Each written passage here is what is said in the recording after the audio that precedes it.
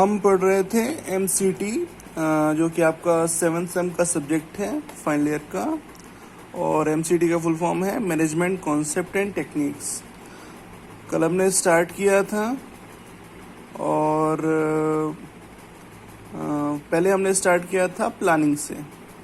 हमने कल समझा था कि प्लानिंग बेसिकली होती क्या है ना।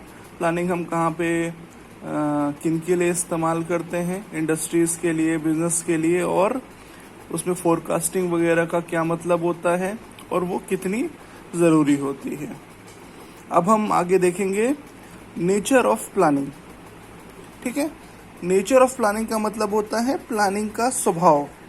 ठीक है, तो देखते हैं पहले क्या दिया है। The essential nature of planning can be highlighted in terms of following 4 major aspects. तो प्लानिंग का जो नेचर है, प्लानिंग का जो स्वभाव है, वो 4 बेसिक पार्ट्स में हम उसको डिवाइड कर सकते हैं। स्टार्ट करते हैं। पहला क्या दिया है, फर्स्ट है contribution to purpose and objectives. ठीक है, तो क्या है, the purpose of every plan and all derivative plan is to facilitate the accomplishment of enterprise purpose and objectives. ठीक है, अच्छा, हेडिंग क्या है, contribution to purpose and objectives, यानी कि हमारे जो ऑब्जेक्टिव्स का मतलब होता है हमारे जो लक्ष्य हैं, है ना, जो हमने से पहले से निर्धारित करके रखते हैं जो लक्ष्य, उन पे हमको क्या सहयोग मिल रहा है प्लानिंग से, है ना। यानी जो हमने लक्ष्य पहले से बनाए हुए हैं उसमें हमको क्या फ़ायदा मिल रहा है अगर हम उसको पहले से प्लान तरीके से काम करते हैं। ठीक है, अब इसमें क्या दिया है, the purpose of every plan and all derivative plans is to facilitate the accomplishment of enterprise purpose and objectives. यानी हर प्लान का बेसिक मतलब ये होता है कि जो भी हमारी एंटरप्राइज है यानी हमारी इंडस्ट्री है, उसकी जो ऑब्जेक्टिव्स हैं यानी उसके जो लक्ष्य हैं उसको सहूलियत देना, यानी कि उसको पुश करना कि भाई वो अपने लक्ष्य तक पहुंच सके। This principle derive from the nature of organised enterprise which exist for the accomplishment of group purpose through deliberate corporation.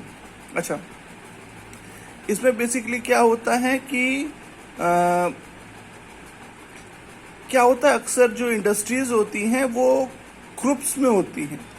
Groups में यानी कि साथ में मिलके वो लोग काम करते हैं। तो इसमें बेसिकली मोटा मोटी लेके चले तो इसका मतलब बस इतना ये होता है कि विच exist for the accomplishment of group purpose, यानी कि जो हमारा पूरा ग्रुप है उसका जो भी लक्ष्य है उस तक हम कॉपरेशन के द्वारा वहां तक पहुंच सके। कॉपरेशन यानी कि एक दूसरे के सहयोग के द्वारा हम उस लक्ष्य तक पहुंच सकें।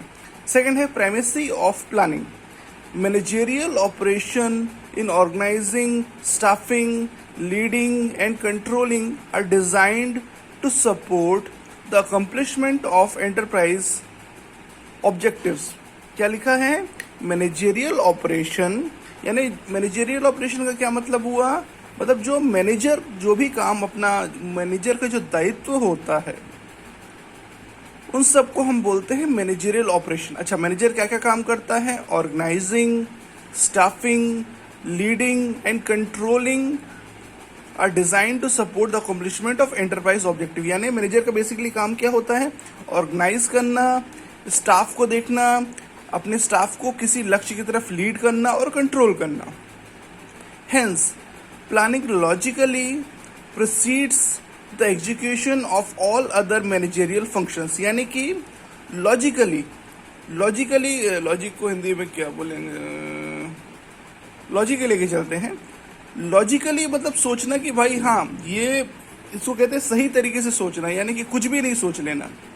लॉजिकली हमको ये देखना होता है कि भाई हम जो मैनेजर होता है उसको ये देखना होता है कि वो जो भी काम कर रहा है वो हमारी जो इंडस्ट्री है उसके लक्ष्य की तरफ जाए। Planning and control are specially inseparable. यानी देखिए, बहुत ज़रूरी चीज़ होती है क्या, प्लानिंग एंड कंट्रोल। भाई अगर आपने प्लान कर दिया कि नहीं भाई हम अपनी इंडस्ट्री को इस तरीके से काम करेंगे, इस लक्ष्य की तरफ हम ऐसे लेके जाएंगे, ठीक है। लेकिन अगर आपने कंट्रोल नहीं किया, ठीक है, एक आदमी इधर जा रहा है, एक आदमी उधर जा रहा है ना, क्योंकि जैसे कि हमने इसके ठीक पहले वाले पॉइंट में देखा, कभी भी कोई इंडस्ट्री काम करती है तो कोई एक अकेले के दम पे काम नहीं करती, उसका पूरा ऑर्गेनाइजेशन होता है। ऑर्गेनाइजेशन यानी सब लोग मिल के काम करते हैं, ठीक है। एक आदमी का एक फंक्शन होता है, दूसरे आदमी का दूसरा फंक्शन होता है। तो जब तक उन लोगों का आपस में सहयोग नहीं है, ठीक है, और सहयोग के साथ ही जब तक मैनेजर का कंट्रोल नहीं है, वो जैसा बोले वैसा लोग नहीं कर रहे हैं, तो उसकी जो प्लानिंग है वो क्रियान्वित नहीं हो पाएगी, है ना, उसकी जो लक्ष्य है वहां तक नहीं पहुंच पाएगी।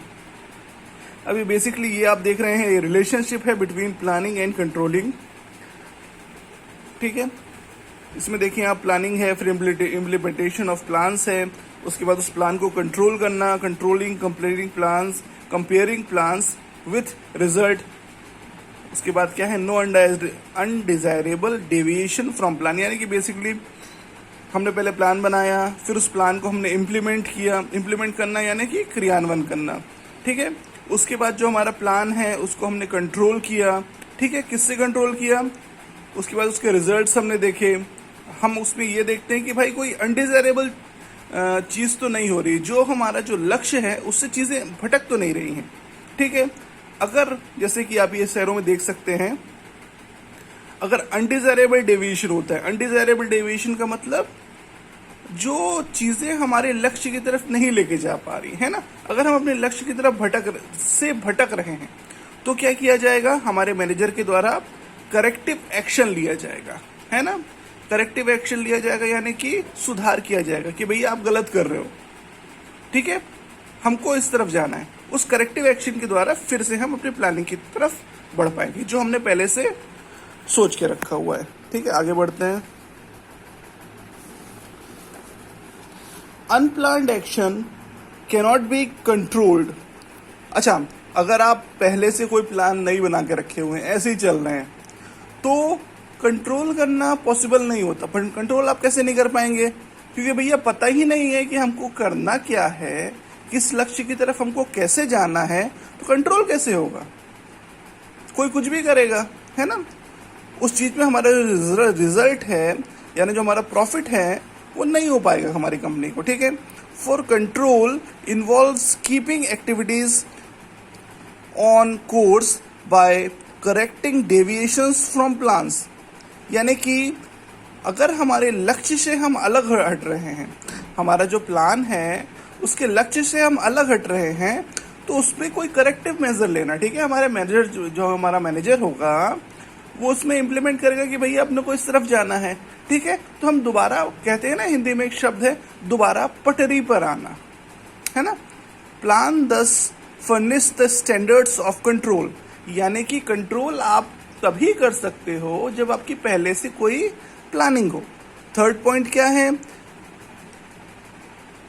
pervasiveness of planning. Planning is a function of all managers, although the character and breadth of planning will vary with the authority and with the nature of policies and plans outlined by their superiors. यानी starting से देखते हैं, planning is a function of all manager, यानी planning पहले कौन decide करता है? Manager decide करता है। किसी भी इंडस्ट्री का जो मैनेजर होगा, जैसे टॉप मैनेजर होता है कौन, उसका जनरल मैनेजर, वो पहले से प्लानिंग करता है। प्लानिंग को इससे एक और वर्ड इसके लिए इस्तेमाल होता है, लेआउट ऑफ प्लानिंग, है ना। पहले से बता देना कि भैया सबको ऐसे ऐसे ऐसे ऐसे करना है और इस तरीके से हम अपने लक्ष्य की तरफ, अपने गोल की तरफ, अपनी इंडस्ट्री के गोल की तरफ पहुंचेंगे, ठीक है।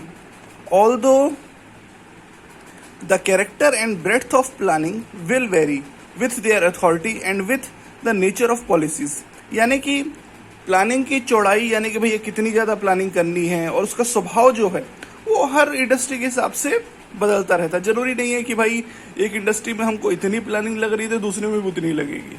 इंडस्ट्री का जैसा उसका स्वभाव है उसके हिसाब से उसकी प्लानिंग होती है। And with the nature of policies and plans outlined bye there superior. Superior यानी जो लोग ऊपर की पोस्ट में हैं, है ना, उनके द्वारा जो पॉलिसी बनाई जाती है उसके हिसाब से जो है उसकी प्लानिंग होती है। फोर्थ और लास्ट पॉइंट इसका क्या है, इफिशियंसी ऑफ प्लान्स, यानी कि हम प्लान बना तो रहे हैं, लेकिन उसकी अर्थवत्ता कितनी है, यानी कि उससे मतलब उसकी इफेक्ट कितना हो रहा है, हमारा जो प्रॉफिट है, इंडस्ट्री का जो प्रॉफिट है वो कितना बढ़ पा रहा है। ठीक है, तो इसमें क्या है, the efficiency of plan is measured by the amount it contributes to the purpose and objectives as offset by the cost and other consequences required to formulate and operate it. अच्छा, कई चीजें मैटर करती हैं, जैसे कि cost भी matter करती है। जैसे कि आप इंजीनियरिंग में हो तो आप फाइनल ईयर वगैरह में आप जैसे मेजर प्रोजेक्ट वगैरह बनाएंगे, आखिरी सेमेस्टर होगा आपका तो आप मेजर प्रोजेक्ट बनाएंगे, उसमें भी जैसे उस आपका जो मेजर प्रोजेक्ट है, मान लीजिए आप किसी इंडस्ट्री को देते हो कि आपका जो प्रोजेक्ट है उसको खरीदे, उस पर अपना डिवाइस बनाए, तो उसमें एक बहुत बड़ा फैक्टर ये भी होता है कि भाई उस डिवाइस की कीमत कितनी है। ठीक है, हम उस डिवाइस से जो आप मेजर प्रोजेक्ट वगैरह में बनाएंगे, उससे जो हम काम लेते हैं, ठीक है, उससे जो भी हम काम लेंगे, क्या उस डिवाइस पर उतनी कीमत खर्च करना जरूरी है, मतलब ठीक रहेगा। मतलब ऐसा ना हो कि भाई आप जो सामान बनाएंगे या जो मेजर प्रोजेक्ट आप बनाएंगे, तो आपके मेजर प्रोजेक्ट के को खरीदने के लिए, जैसे एक मेजर प्रोजेक्ट का जो एक पार्ट है उसको खरीदने के लिए जितना पैसा लगेगा, उससे जो फायदा होना है वो अगर उस लेवल का नहीं होगा, तो ऑब्वियसली कोई भी इंडस्ट्री उस मेजर प्रोजेक्ट को बाय नहीं करेगी, है ना। ठीक है, तो ये हमने देखा, कल हम पढ़ेंगे इंपॉर्टेंस ऑफ प्लानिंग। ठीक है, थैंक यू।